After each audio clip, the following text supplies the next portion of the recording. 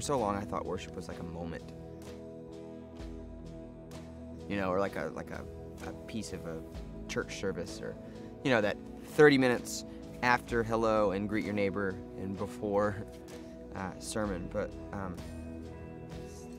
in the last year, I really, just through traveling and seeing people and beginning to understand God's heart, worship is absolutely 100% just lifestyle. That's what it is, and I know that's a statement we make a lot in Christian community. Worship is your shift at Starbucks, or worship is your job at the grocery store or wherever. But I truly believe that.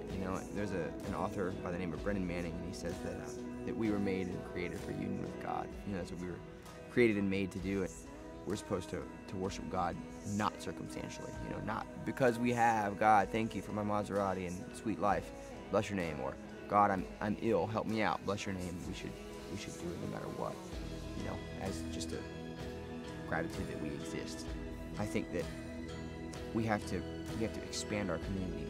In the Great Commission in the Gospels, Christ said, "Go out and make disciples of all people." He didn't say, go out to your little area and have that 45 minutes.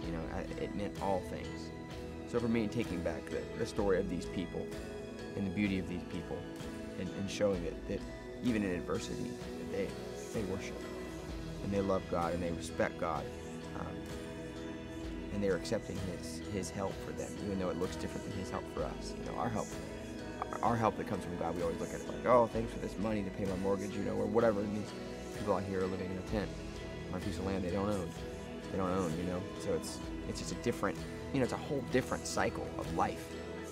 This isn't glamorous, and I didn't want to feel glamour. There's so many places we could shoot a video, and we could go to LA and make it clean and kitschy and whatever else would be cool, or New York or London and get a crazy weird feel, or you could do anything. But for me, that song was birthed out of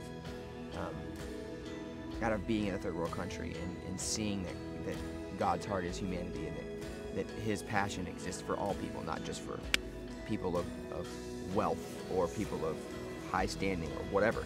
So I wanted to bring the visuals of this place, and not just the Haitians only, but also the Americans and aid workers and people that are on the ground here, kind of really taking one for the team. I woke up this morning at 6:30 and all the doctors were gone. You know what I mean? That's crazy. No one's getting any money. They're all here in the name of Christ for help. So to me, it's like we were made for union with God. We were made to do that, and this is what proves it to me. Being a place like this where people are still, they're down, they're out. There's an epidemic going on, but people are still proclaiming the name of Christ. They're still working in His name because they were made to do so. So to me, there's no better place.